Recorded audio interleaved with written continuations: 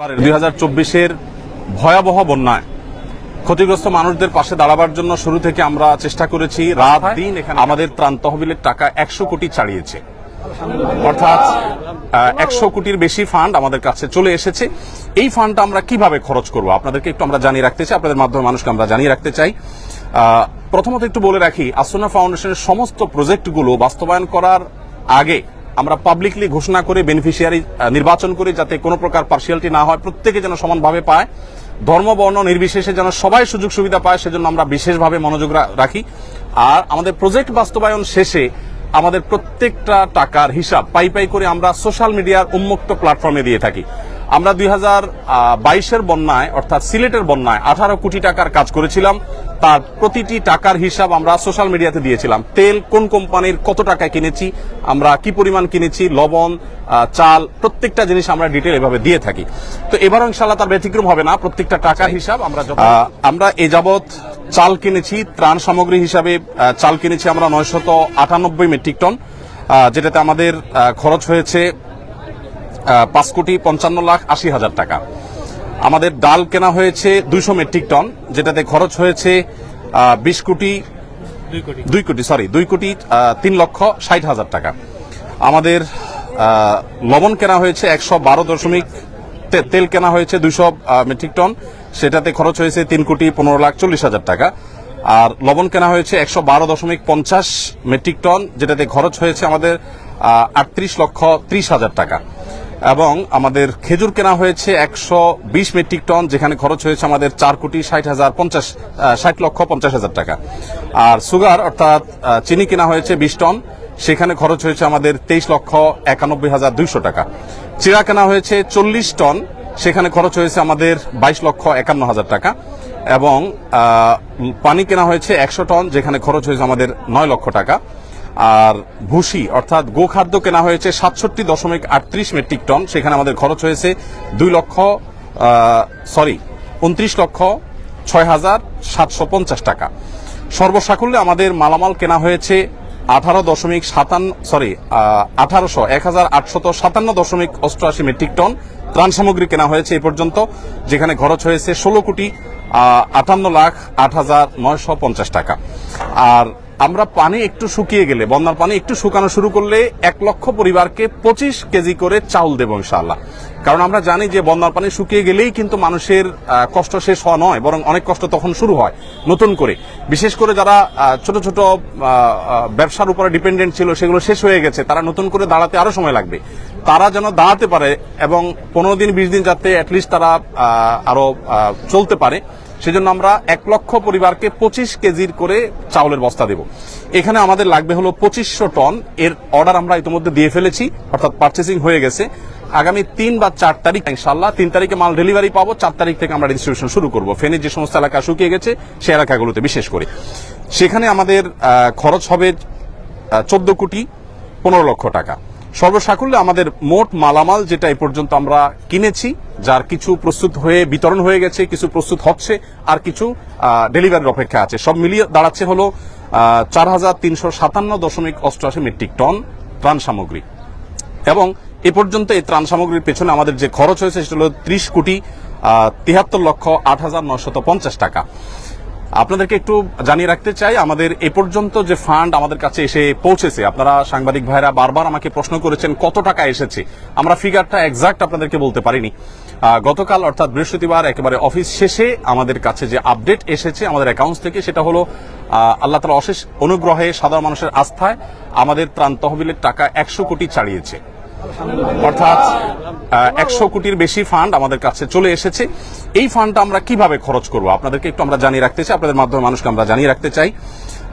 প্রথমত একটু বলে রাখি, আসুনা ফাউন্ডেশনের সমস্ত প্রজেক্টগুলো বাস্তবায়ন করার আগে আমরা পাবলিকলি ঘোষণা করে বেনিফিশিয়ারি নির্বাচন করি, যাতে কোনো প্রকার পার্সিয়ালিটি না হয়, প্রত্যেকে যেন সমানভাবে পায়, ধর্ম বর্ণ নির্বিশেষে যেন সবাই সুযোগ সুবিধা পায়, সেজন্য আমরা বিশেষভাবে মনোযোগ রাখি।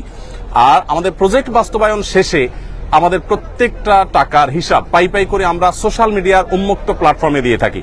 আমরা 2022-এর বন্যায় অর্থাৎ সিলেটের বন্যায় 18 কোটি টাকার কাজ করেছিলাম, তার প্রতিটি টাকার হিসাব আমরা সোশ্যাল মিডিয়াতে দিয়েছিলাম। তেল কোন কোম্পানির কত টাকায় কিনেছি, আমরা কি পরিমাণ কিনেছি, লবণ, চাল, প্রত্যেকটা জিনিস আমরা ডিটেল এভাবে দিয়ে থাকি। তো এবারও ইনশাল্লাহ তার ব্যতিক্রম হবে না। প্রত্যেকটা টাকার হিসাব আমরা যথারীতি ইনশাল্লাহ যথাসময় দেবো, আল্লাহ চাহেন তো। হ্যাঁ, আচ্ছা, হ্যাঁ, এটা এখানে তো আপনার আমরা মৌলিক হিসাবটা দিয়েছি। এটার ডিটেইল একটু একটু করে প্রতি লিটারের দাম কত পড়েছে সেগুলো ইনশাল্লাহ ডিটেইল আমরা একেবারে চার্ট আকারে সোশ্যাল মিডিয়াতে আমাদের ভেরিফাইড ফেসবুক পেজ আমরা দিয়ে দিব। এখনো পর্যন্ত আমাদের এখানে ত্রাণবাহী 80টি গাড়ি গত কয়েকদিন আমাদের স্পটে পৌঁছেছে। আবার সেনাবাহিনীর মাধ্যমে আমরা অনেকগুলো কাভার্ড ভ্যান হস্তান্তর করে দুর্গম এলাকাগুলোতে তাদের মাধ্যমে বিতরণ করেছি আমরা। আজকে আমাদের এখানে যে কাজ চলছে, আজকে আমাদের এখানে সকাল থেকে জোহরের আগ পর্যন্ত 8টা কাভার্ড ভ্যান ফিল আপ হয়ে চলে গেছে এবং আজকে সর্বসাকুল্যে আমাদের 23টা কাভার্ড ভ্যান ইনশাআল্লাহ ভরবে। এখানে যে কাভার্ড ভ্যানগুলো আছে এগুলো মাল আনলোড হওয়ার পর আবার লোড হওয়া শুরু হবে। একদিক থেকে আনলোড হয় আর দিক থেকে লোড হয়। এখানে প্রতিদিন 2 থেকে 2,500 মানুষ কাজ করছে, সবাই স্বতঃস্ফূর্তভাবে কাজ করছে। এখানে ঢাকা ইউনিভার্সিটির সম্মানিত প্রফেসর, সিনিয়র প্রফেসর আছেন, কাজ করছেন, আমি চিনি ব্যক্তিগতভাবে। এখানে বাংলাদেশ সেনাবাহিনীর কর্মরত ব্যক্তিবর্গ, সদস্যগণ তারা আছেন, কাজ করছেন ছুটির দিনে। আবার এখানে কয়েকজন হিন্দু ধর্মাবলম্বী ভাইয়েরা কাজ করছেন এবং আমাদের আজকে দুপুরের খাবার ছিল বিরিয়ানি। তাদের জন্য আমরা আলাদা খাবার প্রস্তুত করেছি, যেহেতু আমরা জানি আমাদের হিন্দু ধর্মাবলম্বী ভাইরা গরু গোশত খান না, তাদের উপযোগী খাবার আমরা প্রস্তুত করেছি এবং তারাও কিন্তু এখানে শ্রম দিচ্ছে। আমাদের একজন অটো রিক্সা চালকের সন্ধান আজকে আমরা জানতে পেলাম যে তারা থেকে আমাদের ইউনাইটেড ইউনিভার্সিটি ওই জায়গা থেকে এখানে কেউ ত্রাণের কাজে আসছে বললেই তাদেরকে ফ্রি তিনি আনা নেওয়া করছেন। তিনি আমাদেরকে বলেনও নাই, প্রকাশও করতে চান না, কিন্তু সামহাও আমরা জেনে গেছি। তো স্বতঃস্ফূর্ততা কতভাবে হতে পারে, কত ধরনের হতে পারে সেটা আসলে আমরা আপনাদেরকে মানে বলে বুঝাতে পারবো না যে মানুষ কতভাবে স্বতঃস্ফূর্তভাবে কাজ করতে পারে এখানে, সেটা এখানে চলছে। তো আমরা একটু আপনাদেরকে জানিয়ে রাখতে চাই যে যত টাকা আমাদের কাছে এসছে এবং এক্সপেক্টেড আরো যে টাকা আসবে, আমরা কিছুদিনের মধ্যে ইনশাআল্লাহ আমাদের ফান্ড ক্লোজ করব, অর্থাৎ এই তহবিলে আর আমরা ডোনেশন সংগ্রহ করব না। আমাদের প্রত্যেকটা প্রজেক্ট বাস্তবায়নের ক্ষেত্রে আমরা এই নীতিমালা ফলো করি। একটা নির্দিষ্ট সময়ের পর আমরা বলে দেই এই প্রজেক্টে আর কোনো টাকা দেওয়া যাবে না, আমরা অফ করে দেই, কারণ আমাদের একটা প্ল্যান থাকে, প্ল্যান অনুযায়ী আমরা সাধারণত কাজ করে থাকি। তো এবারে আমরা যেটা আশা করছি যেটা করব সেটা হলো খাদ্যে ইতিমধ্যে আমরা 30 কোটি 73 লাখ টাকা খরচ করেছি, যেটার মধ্যে 2500 মেট্রিক টন চাল আমরা 4 তারিখ থেকে বিতরণ শুরু করব। আর এর বাইরে কৃষি এবং ব্যবসা যে ক্ষতি হয়েছে আমাদের, কৃষকদেরকে তাদের পুনরায় কৃষি কাজ শুরু যেন করতে পারে সেজন্য আমরা তাদেরকে অর্থ সহায়তা দিব। আমরা আসুন্না ফাউন্ডেশন থেকে ক্ষুদ্র ঋণ, সেটা আপনার সুদমুক্ত হোক আর সুদযুক্ত হোক, কোনোভাবে আমরা সুদ ঋণ দেই না, বরং আমরা সম্পূর্ণ ডোনেশন দিয়ে তাদেরকে দাঁড়াবার জন্য আমরা সহায়তা করি।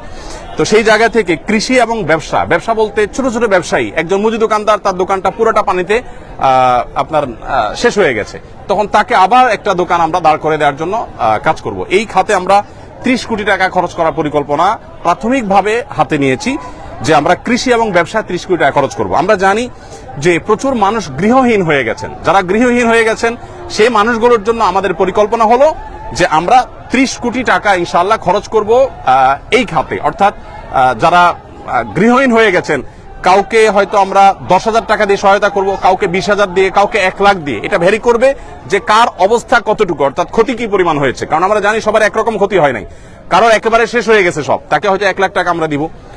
1 লাখ টাকা বলতে 1 লাখ টাকা আমরা একসাথে দিয়ে দিব না, তাকে একটা নির্দিষ্ট সার্টেন অ্যামাউন্ট দিয়ে বলবো এই পর্যন্ত আপনি কাজ নিয়ে আসেন, তারপর আপনি দ্বিতীয় কিস্তি পাবেন, তারপর তৃতীয় কিস্তি পাবেন, যাতে করে টাকাটা পেয়ে গরিব মানুষ নষ্ট করে না ফেলে। এবং সমস্ত টাকা আমাদের অনলাইনে আমরা দিয়ে থাকি, মোবাইল ব্যাংকিং এর মাধ্যমে। নগদ কোনো টাকা আমরা সাধারণত দেই না, কারণ এখানে ট্রান্সপারেন্সি যে জায়গাটা সেটা তখন পরিচ্ছন্ন থাকে, কারণ যাদের মাধ্যমে আমরা দেবো তারা তো ভলান্টিয়ার, তো কারোর কাছে আমি টাকা দেবো সে আবার হস্তান্তর করবে, এটা আমরা করি না। আমাদের যে বেনিফিশিয়ারি তাদের যে ডিটেল, সেই ডিটেল পাওয়ার পর আমরা সেই ডিটেল অনুযায়ী তাদের কাছে আমরা পাঠিয়ে দিব অনলাইনে মোবাইল ব্যাংকিং এর মাধ্যমে। তাহলে কৃষি এবং ব্যবসায় 30 কোটি এবং গৃহ নির্মাণে 30 কোটি এবং শিক্ষায় 20 কোটি টাকা আমরা খরচ করার সিদ্ধান্ত নিয়েছি, কারণ আপনারা জানেন শিক্ষার খাতে আমাদের প্রচুর ক্ষতি হয়েছে। বিশেষ করে আমাদের যে সমস্ত শিশুরা, অনেকের আপনার বই পুস্তক নষ্ট হয়ে গেছে, পড়ালেখা পিছিয়ে গেছে, তাদেরকে আমরা স্বেচ্ছাসেবীদের মাধ্যমে কিভাবে পিছিয়ে পড়েছে যাদেরকে, তাদেরকে উদ্ধার করা, সেজন্য আমরা কাজ করব। আরেকটা জায়গা আমরা কাজ করব, সেটা হলো যে বন্যা যাতে প্রকোপ কমিয়ে আনা যায়, সেজন্য সুদূর প্রসারী প্ল্যান কিভাবে করা যায়। আমরা অনেকগুলো পরিকল্পনা মাথায় রেখেছি, এখনো চূড়ান্ত করি নাই। সেটা নিয়ে আমরা কাজ করব যে কিভাবে বন্যায় দুর্গতি কমানো যায়। আমরা শুধু ত্রাণ দিলাম সেটাই নয়, বন্যার পানি যাতে নেমে যাওয়ার রাস্তাগুলো পরিচ্ছন্ন থাকে, খালগুলো যাতে পরিষ্কার থাকে। বিশেষ করে এটা সরকারের যারা সংশ্লিষ্ট দায়িত্ব আছেন তারা দেখবেন, নোয়াখালী, চৌমুহনী, লক্ষ্মীপুর এই এলাকাটাতে রাস্তার ধারে যে বড় খাল চলে আসছে, আপনারা জেনে থাকবেন, আমি ওই এলাকার ছেলে, আমি ছোটবেলা থেকে এই খালগুলোকে দেখেছি, এগুলো দখল হয়ে আছে, অর্থাৎ দখলদাররা দখল করে আছে এবং এগুলো নাব্যতা হারিয়ে ফেলেছে, যার কারণে এই যে বন্যার পানি এটা নেমে যাওয়ার জন্য মিনিমাম যে খাল প্রয়োজন সেটা পর্যন্ত নাই, যার কারণে দুর্দশা আজকে চরম অবস্থায় পৌঁছেছে। আমরা যদি চাই যে প্রতি বছর এরকম ত্রাণ নিয়ে আমরা দৌড়াবো না বা দৌড়াতে হবে না, এটা যদি চাই তাহলে এই খালগুলো আমাদেরকে খনন করতে হবে এবং এগুলো নাব্যতা ফিরিয়ে আনতে হবে, এগুলো দখলমুক্ত করতে হবে। এটা বাংলাদেশ সরকারের কাজ।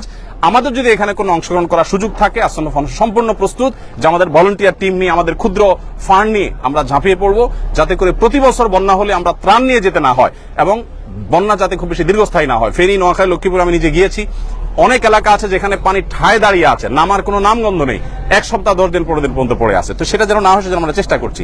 ফাউন্ডেশন থেকে আমরা বিশেষ কিছু উদ্যোগ নিয়েছি, যে সমস্ত জায়গায় মোবাইল চার্জ দিতে পারছে না আমার বিদ্যুতের অভাবে, আমরা ভাসমান জেনারেটর এবং চার্জিং স্টেশন নিয়ে যাচ্ছি বিভিন্ন আশ্রয় কেন্দ্রে।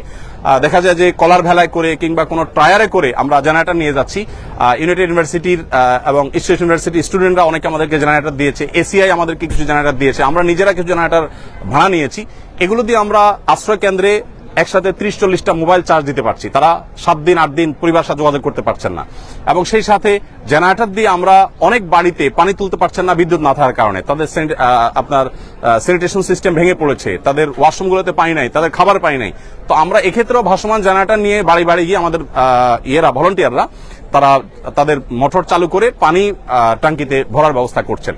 এর বাইরে আমাদের এখান থেকে যে বড় কাভার্ড ভ্যানে মালগুলো যায়, সেখানে ছোট ছোট অনেকগুলো পিকআপে করে মালগুলো একটা পর্যায়ে চলে যায়, তারপর আবার অনেকগুলো ট্রলারে করে বা ছোট ছোট নৌকা করে ভাগ ভাগ হয়ে দূর দূরান্ত এলাকাগুলোতে চলে যায়। দুর্গম এলাকাতে সাধারণত ত্রাণ দেই আমরা, রাস্তার ধারে শহরে সাধারণত ত্রাণ দেই না। এবারও আমি যতবার গিয়েছি 2 ঘন্টা, 2.5 ঘন্টা, 1.5 ঘন্টা ভেতরে ঢুকে তারপর আমরা ত্রাণ বিতরণ করেছি।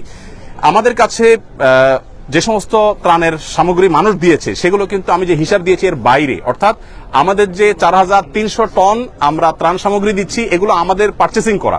এর বাইরে আরো বহু জিনিস আমাদের কাছে এসেছে বিভিন্ন প্রতিষ্ঠান থেকে, বনরুটি, পাউরুটি, কেক, গুঁড়ো দুধ, মুড়ি, পোশাক, মেয়েদের পোশাক, ছেলেদের পোশাক, কারণ আশ্রয় কেন্দ্রগুলোতে তাদের পোশাকের দরকার হয়, এক পোশাকে চলে আসছে।